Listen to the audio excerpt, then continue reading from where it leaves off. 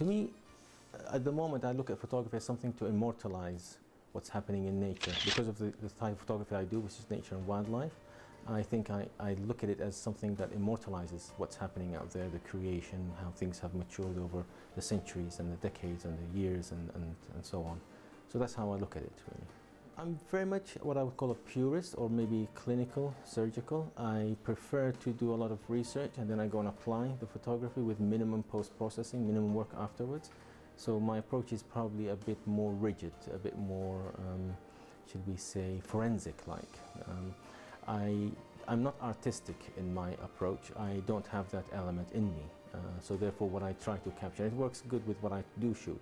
If I'm, for example, shooting a landscape, I'm very much, okay, what's there? Let me just capture what's there. I don't look at, for example, blending some sort of art movement in it. I don't look at maybe blending some sort of artificial implants, maybe a model or something like that. I don't have that element in me. So I'm very much a purist, clinical approach.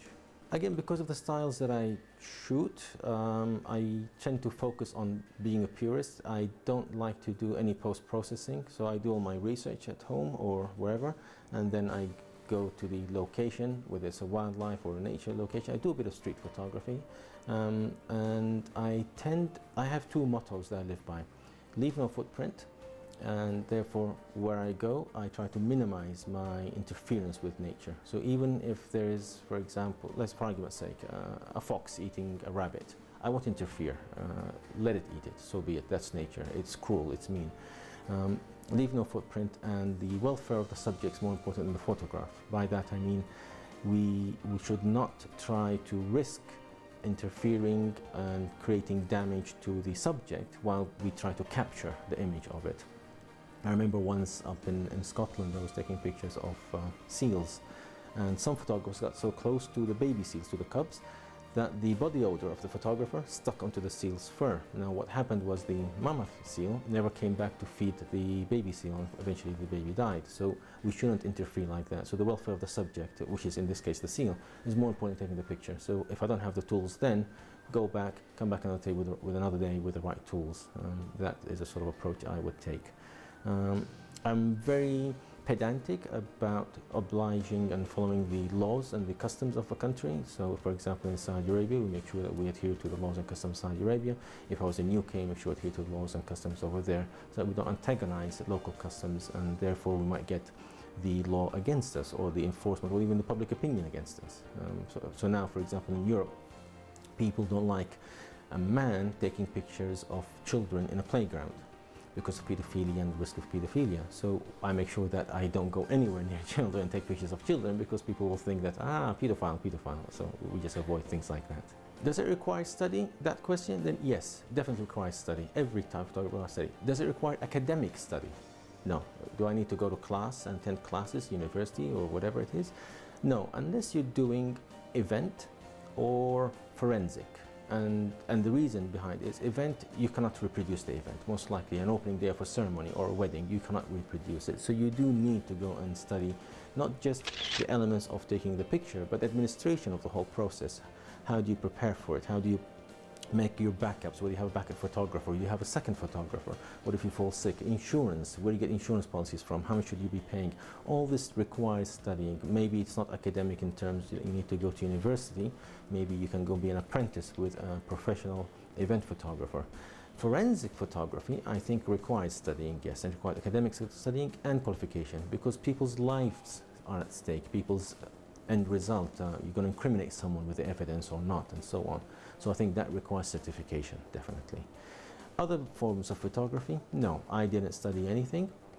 Even though I do sponsor people to study photography, I do not study photography, but academically. But I do study by watching other photographers, how they do things, how they don't do things, by seeing what laws are happening, what changes our environment, studying weather and environment, studying wildlife and nature, seeing what new equipments are that can better suit my shoot. So yes, you do need to do that bit of studying, but it's not academic studying.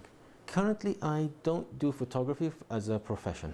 I don't do it as a semi-profession either. It's purely as a hobby. I'm hoping that may change. In 10 years' time, I'm retiring, inshallah. So maybe by then I will pick up this and I will do a bit more on the sideline. Now, whether I will do academia and start doing some sort of institutions where we teach aspiring photographers, whether I'll go into showcasing my work and earning an income from my library and the galleries I've amassed over 35 years now of photography. I haven't yet decided which way I'm going to go, but I do see that maybe, yes, I will go professional as I leave working for someone else. Typical work activities that we do. Well, because of the form of photography I do a lot of research at home. So if, let's say, I want to shoot a specific, well, in November I'm going to shoot a specific river in UK. So from now I need to look at the weather, I need to look at the environment, I need to look at what clothes I have to wear, what shoes I have to have on, what camera protection I need, what insurance, what can I carry, what can I not carry, what can I take up in the airplane with me, what needs to go in the cargo. So yeah, so a lot of planning goes into this, and maybe I would say on a scale of 0 to 100, maybe 95% is all about planning and post-shoot work, and it's only 5% that's about sitting behind the camera and taking a picture. So there's a lot of homework to be done before the shoot and after the shoot. And when I say after the shoot, I don't mean doing post-processing and adjusting things in Lightroom or Photoshop. I mean downloading things into Lightroom, making sure you back up your pictures, making sure you look at them to see whether you captured what you wanted to capture. If not, go back and get it right. Making sure that the light was the right angle, because what you actually do in the field, sometimes you can't even see it, even in the back of your screen. Even if you have your laptop with you in the field, when it's minus 10 degrees centigrade or minus 5 and it's windy, you just can't sit there probably and inspect the picture as you can when you sat at home to see whether you got it right or not. If I didn't get it right, I have to go back and do it all over again. I would not use a Photoshop tool or a Lightroom tool to fix it. I'd rather just go back. And this is what I meant earlier when I said I'm more clinical and surgical in my approach, as opposed to someone who would do some post-processing. Nothing wrong with doing post-processing, it's just not my style. My favorite is someone who's actually from the UK. His name is Joe Cornish, and he's a landscape photographer. And the reason I like him a lot is because I think he is better than I am. And I've attended a lot of his workshops. I've never met him, funny enough, because every time we're there, after the workshop I have to leave or he has to leave, and we never actually met. Hopefully in November I might be meeting him. His work is amazing. His style is very much like my style, or mine is like his. He's younger than me, so he's probably copying me, but he's ahead of me at the moment. So, and he does it professionally, but his work is amazing. I like his work. Sadly, in the Arab world, it can be a stable job, but it is not it can't compete with someone from the West. So if you have someone from the West who can go up the career ladder and earn tremendous amount of income from photography, and with that sort of income, that person can then afford the best equipment. In the Arab world, and if we take Saudi Arabia, all the photographers that I know who do it professionally, they suffer from this. They don't get paid at the same amount. They don't get paid the same amount as their counterparts from the West, and therefore it hurts them. It hurts their income, that's what I mean. Now, it can be made, it can be sustainable, but it's not competitive. And therefore I question, should it be like that until the market changes? So I actually have a lot of respect for those who do it professionally in Saudi Arabia or in the Arab world. For my landscape work, I prefer two lenses. I have the 24 tilt shift and I have a 45 tilt shift. I am not friendly with wide-angle lens. I don't like wide-angle, but I do have the 24 because sometimes I found some mountains to be humongous and I need that wide angle to get the size in, or maybe a tree or a vista. But I prefer the 45 tilt shift for my landscape. And for wildlife, I prefer what I call my big monster lens, which is a 200-400 f4. That really gets me close to the subject. So those are my two preferred lenses. I do also I like f1.4 lenses, and these are fast prime lenses that I use, and I love to use them when I'm doing a bit of street photography. It allows me to get a lot of bokeh, a lot of sort of background, blurred, creamy backgrounds. So these are probably the lenses that I tend to use a lot. Okay, my camera bag. Because again, what I shoot, I don't have a camera bag, I have camera bags, unfortunately. It gets complicated, maybe because I try to push myself to new challenges. Initially, one of the first things I have is this item, which is not really a camera bag, but it's my communication bag. I have a walkie-talkie in it, so I can communicate with others if they're in another vehicle. I also have a satellite phone, because many places I go to may not have GSM reception, so in case of emergency I need this. And also has my GPS, and that has all the coordinates of where I'd like to go and so on. So this is my communication bag, really. This is one item that I find is indispensable, I must carry with me. Before I go on a trip, I make sure I plan wherever I'm going to go, and I send out the GPS coordinates to my family so that they know where I'm going and when I'm coming back. It's just a safety measure, so that is part of that sort of safety. Now, if I'm doing landscape, then two items that have nothing to do with photography will be with me. One of them is knee pads, and this helps me because I like to shoot low, so if I'm getting on my knees, they just protect my knees. I think because I'm old, my knees are wearing out, so this helps to keep them fine. And I carry a bean bag with me, a small bean bag, and again this allows me to put the camera on the floor, on a rock or something, and just shoot very low, that maybe the tripod won't get me that low. And this gives me nice perspective. So those are two items that are just probably for landscape. Then let me just stick with my landscape gear for the time being. I would use my my D3X Nikon, my tilt shift lens. This is a 24 f3.5, and I love this for landscape and architecture. Inside my camera bag I will have some more stuff. I'll open it up. I will have a lens cloth. I will have filters. These are B&W or Heliopen filters, which allow me to contrast the skies against the vistas. I'll have my Lee filters with their mounts. I will have another tilt shift. This is a 45mm tilt shift. I will have spare batteries. I will also have hard drives so that I can download pictures onto my laptop in the field if I need to. An angle viewer. This will allow me to attach it to the camera, and therefore I can actually look down. So if the camera's on the floor, I don't have to lie down and look at what's happening and what am I shooting. A cable release, so I don't interfere with the camera, so I don't move the camera when taking a picture. I will have a headlight if it gets dark in the evening, so I can see where I'm going. I can see what's in the bag if I want to look for things. I will also have some other things that are not related to photography, I forgot to mention. I will have a scarf, and irrespective whether it is in a sandy country like Saudi Arabia, or whether I'm in a rainy country like UK, a scarf is good. If it starts to rain, I can cover my equipment and still shoot. If it's sandy and I get a sandstorm, I can still cover my equipment and still shoot. Of course, a hat protects us from the sun. I found that I have a friend of mine who shoots for the UK military, and I asked him, and he was out in the Middle East, and I asked him, what do you use to protect yourself and your equipment? And he said, shumar. They actually do issue them with shumar. So I bought a cheap shumar, so that also helps with all that protection. That's if I'm doing landscape. I'm sorry, and a rain guard. This is a storm jacket rain sort of cover for the camera. You mount it on the camera and you pull the cords from the front and the back, and you can shoot in torrential rains. Mind you, the camera is weather sealed, so you could shoot in rain, but this just gives me added protection, really. So this is how I'm doing landscape. If I'm doing wildlife, I would use the same camera, but I would use that monster lens over there with that tripod, which allows me to put it on a sort of a gimbal, and I could just easily swing the camera to track my birds, my subjects. Along with that, I would have also the teleconverters, so I could make the lens, instead of a 200 to 400, I could make it a 400 to 800mm lens, for example. So these are indispensable, I find. For street photography, I don't use any of this. I think this is all too bulky and too much. For street photography, I use my trusted Leica. This is my second mistress, I call her. I love this brand. This is the digital, the latest version. Actually, it's the second latest. There's a new one came out a few days ago. This is the M. The older M that I also love to use, the M2.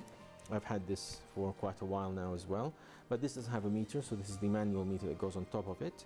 And a friend of mine called Grant introduced me to this, which I found amazing. These are instant cameras. These are you take a picture and you get the picture comes out immediately. So if I'm doing street photography, and you get a lot of resistance from people, like don't take my picture, or they frown on you, or the police may come. So I tell them, okay, I'll take a picture with this. Picture comes out, you give it to them, they're smiling, they're happy. Then I take out all this and I take all the pictures I want, and we're all happy at the end of the day. So this is my street kit, really. And basically that's it. So as you can see, it's not one bag, it's quite a few. It grew.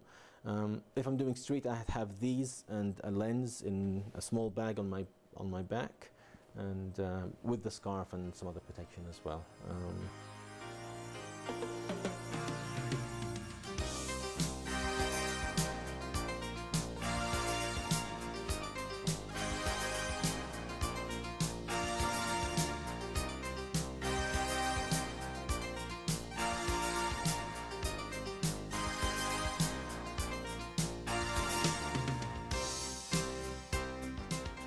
So my style in photography is mostly into portrait photography. So it's more into serious and only focusing on the face and the upper body. So that's my style of photography, into black and white as well. I don't focus on colors, and I love shadows, so I play with the light a lot. So I always carry on my camera bag on my back, at the backpack. It always has my camera, of course, and more 2 lenses, so extra 2 lenses. So one lens comes with the camera, another 2 lenses. The other 2 lenses is one with the zoom lens, and it has a low aperture, so I can take more in-depth photos. And then the other one is into more micro lens to take more focused pictures. So, and of course, something very important that we shouldn't forget always is memory cards and hard drives, because we take a lot of pictures with very high quality, so we need to always back up our pictures. I see myself as a very successful photographer, inshallah. I'm going to be, of course, this is my studio, I'm owning it already, but inshallah it's going to be one of the best studios in Riyadh. And I see myself also giving more workshops and giving out what I've learned throughout the years into other people to use. Especially that nowadays everyone is having a camera. Cameras are very affordable, so we want to make sure people are using cameras that they're buying in the right way and producing nice pictures. Photography, you can gain a lot of money out of it as long as you're good at it. And marketing is very important, because if you're a good photographer and people don't know about you, you won't be able to get to people. So you need to focus more into marketing. And marketing today is for free via Instagram and Twitter and Facebook. Use it, guys. It's something very important to get out there. And you have to show your pictures, you have to bring models to take pictures, so show yourself out there to bring more money in. My favorite photographer is Karim Ramzi. He's a very famous male photographer here in Saudi. He's half French, half Moroccan. Why do I like him? Because he taught me what I'm doing today. He always guides me to the right direction, and today he's a very famous photographer. He takes photos of very high-end people and actresses and actors. I wish I will do that one day. And also I'm adapting his style. So it's black and white, it's portrait photography, and he gives a lot of sessions to people. So I'm going to be like him one day, inshallah. Okay, so today what we focus here in Athra al-Ma'rifa is mostly into basics. So we teach people how to choose their cameras and why they should choose professional cameras, for example. And if they choose professional cameras, we have to teach them to go beyond automatic. We want them to go to manual mode. We want them to use whatever is there in the camera that they're buying. We're telling them what is the equation for a good photo, so they can use it in their daily life.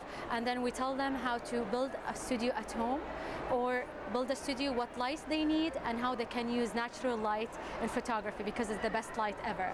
And as well, we'll show them how to create a small box studio, so they can use it for product photography, like food or jewelry and so on. So it could be a beginning for a very big photography studio.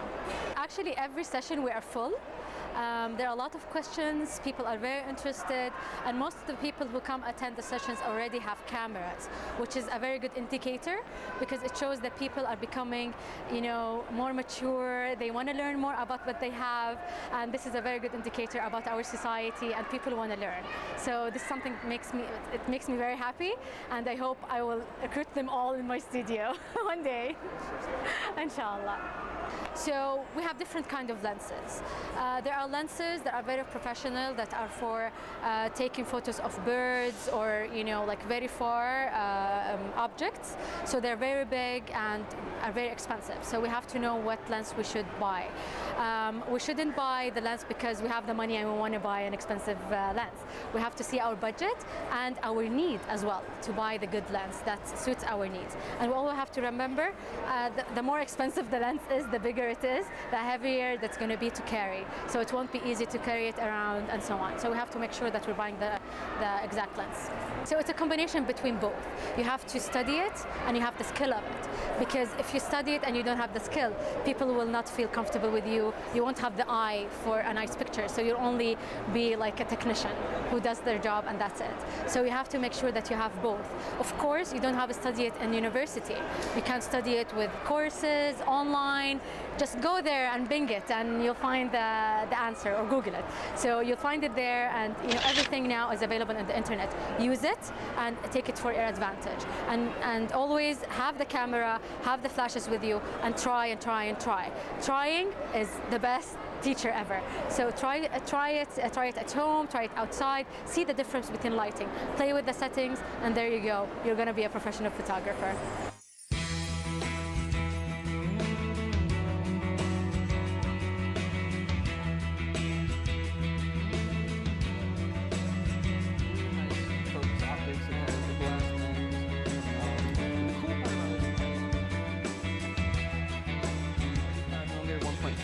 This is a pretty good walk around street lens, good for portraits, stuff like that.